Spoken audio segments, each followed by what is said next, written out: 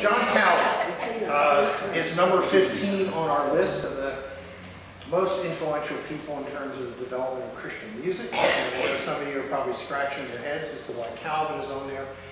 Was Calvin a great musician? Was Calvin a great writer of music? So why is he on there? So let's take a look. 1509, he's born in Lyon, France. Everybody thinks he's Swiss. He's actually French. And I can't see the screen until the thing comes back. Here we are. 1523, he studies for the priesthood in Paris. 1528 to 29, he studies law in Orleans. So he never finishes studying for the priesthood and decides he's going to be a lawyer instead.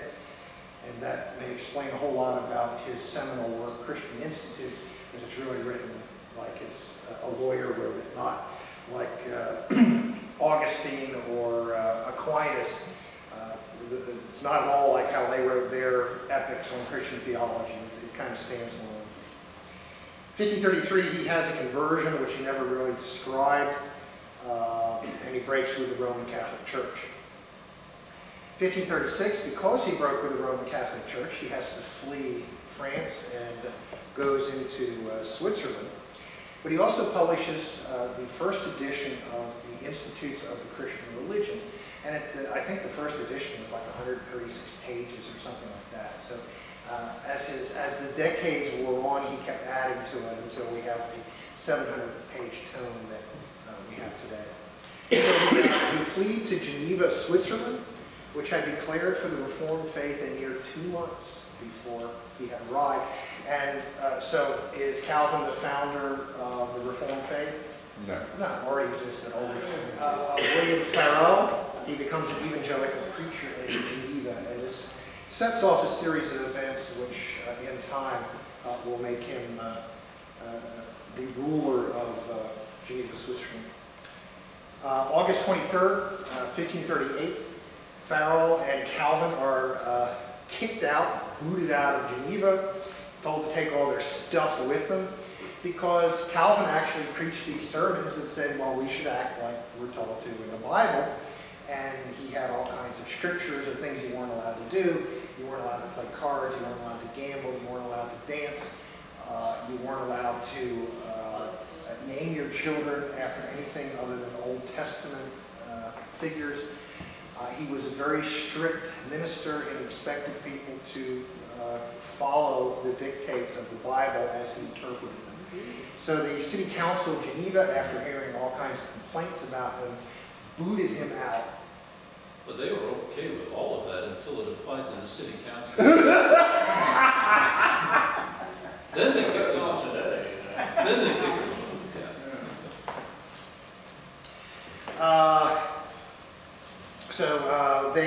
Calvin goes to Strasbourg. 1583, now we get into why, or at least the glimmerings of why he's on our list. Calvin experiments with versifying the Psalms, turning the Psalms into something you could sing, for use with his Strasbourg congregation. His inspiration for doing this is Luther. Whether you think Luther was a great musician or a great composer or not, he was the inspiration for many, many people, including John Calvin, and probably more importantly in the grand scheme of Christian music.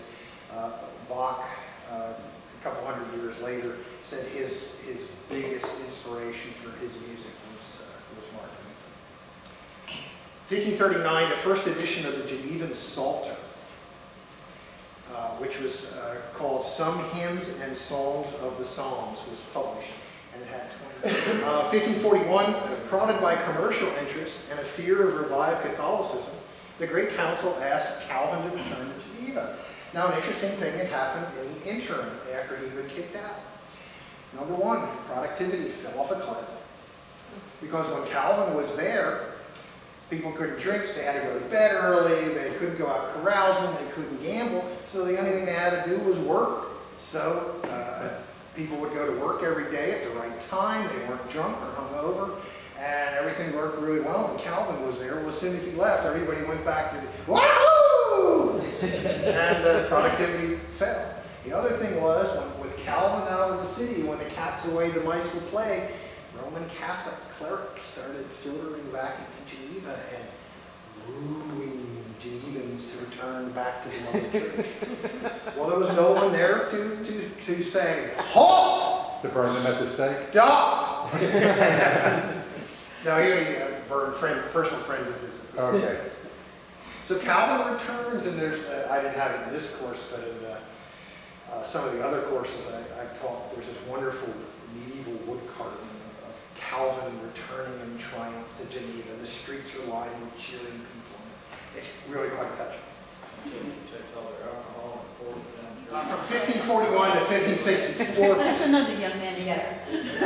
Calvin essentially is the theocratic ruler of what John Knox called the city of God in Geneva, Switzerland. Now, we should point out, he never had a position on the city council.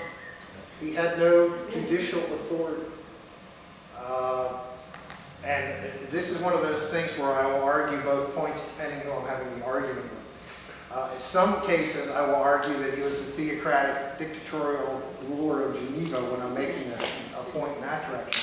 But when people criticize Calvin and blame him for the death of Cervantes, actually, the Spanish guy, then I will argue the other direction and say, well, he had no judicial power, he wasn't a member of the council, he was just an evangelical preacher. Who kept his mouth shut. Well, yeah, but that's not the same as Calvin's not the one that sentenced him to death. This Cervantes, the novelist? No. Different one, okay. This is a preacher from Spain who had been close friends with Calvin.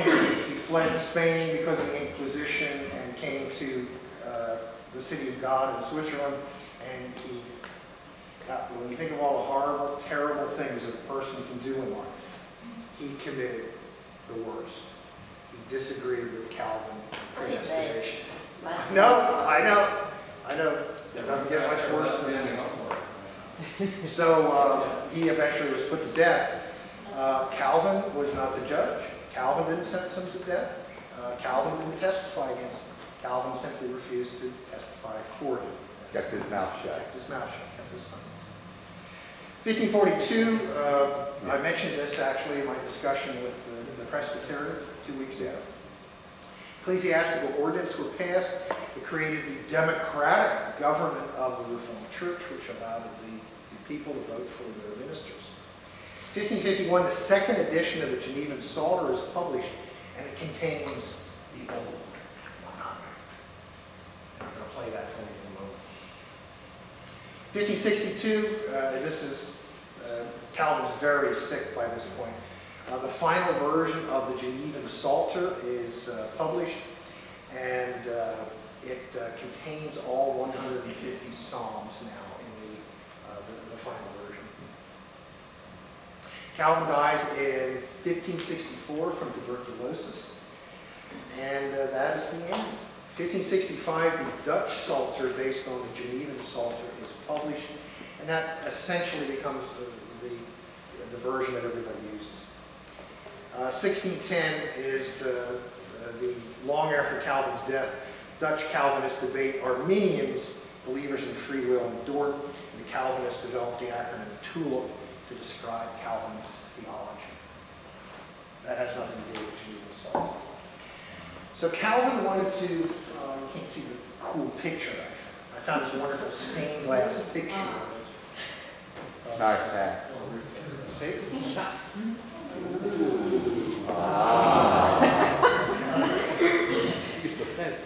There's some irony, I suppose, that Calvin is the one that wanted all ornamentation to be taken out of the church, have whitewashed walls, and here he is in a stained glass window. I think that's bad. Would he have been the first to pick up a rock on the road? So Calvin wanted to create a hymn book that would allow the congregation to sing the psalms. That's what his goal was. He tried his hand in 1538. He thought, well, I'm a clever guy. I'll write my own psalter. And he actually started on it. He found out that he wasn't very good at writing psalms, or versifying psalms and setting up the tune. So he got some other folk to help. And among those that helped, there should be one name on there that may be familiar to you. Guillaume Franck, well, Theodore de Beza may be familiar. Louis Bourgeois, if you look up in our hymnal, and you look up all people that on earth do dwell, or you look up the doxology, it will say Louis Bourgeois from the Genevan Psalter. And I thought this was Mr. Pierre. I thought that was cool. We don't know who that Mr. Pierre was, other than the fact he was a hairdresser in Geneva in the 16th century. It may have been a guy named Pierre de Vente. So he brought us some people that actually knew how to create tunes and that kind of thing. 5 editions of the Psalter were published between 1539 and 1562. The last contained all 150 psalms. The definitive version was the Dutch Psalter, published in 1565. Now, this is another reason for including Calvin on this list, is his views of doing, of music, of what music in the church should be like, was very different than Martin Luther's. Unlike Lutheran hymns, Calvin's psalms were rather strict and psalmical. And some of you may think, geez, I used to go to a Lutheran church and I always thought they were strict and somber. But they're nothing compared to what what Calvin provided to his congregation. Generally, there was no piano or organ. Only unison was allowed. Harmony was forbidden. I love it. The songs tended to be slow and usually featured only half notes, quarter notes, and whole notes. So that means there was none of this 8th note stuff, none of this 16th note stuff. There were no runs in his song. Syllables of text rarely moved between notes. So his guideline was 1 note, 1 syllable. So none of this, the God, none of that stuff. 1 note, 1 syllable. Musical ranges typically didn't exceed 1 octave. So he created this style of music that was very different than what was happening in some other churches. Which now brings us to the Old 100, which is the greatest song that came out of the Switzerland Reformation. It's a tune from the 2nd edition of the Psalter. It's sung worldwide every Sunday by churches all around the world. I would say by far the majority of the churches around the world use the tune, the catchy tune to the Old 100 every Sunday. The Old 100 was written by Louis Bourgeois, and it contained words based on Psalm 100, but it wasn't an exact, take Psalm 100 and put it to music. The themes of Psalms 100 are what were used. And that was, the real name of the song was All People That on Earth Do Dwell. They called it the Old 100 because it was based on 100 songs. The tune that is used today is the tune for the doxology. And that's why you're all familiar with it, and that's why you all know the song, even if you're not familiar with All People That on Earth Do Dwell. And we're going to play it in a moment. If you have the book, I included the words to the Old 100. My favorite verse is the 3rd verse, which is, "O enter then his gates with praise, approach with joy his courts unto. Praise loud and bless his name always." And why should we praise his name always? Is it because God told us to? Is it because we want to revere God in his heaven? No. The reason is because it is seemly so to do. I love that. That's kind of the heart of Presbyterianism to me. We should do it because it's seemly. I love that. I love that.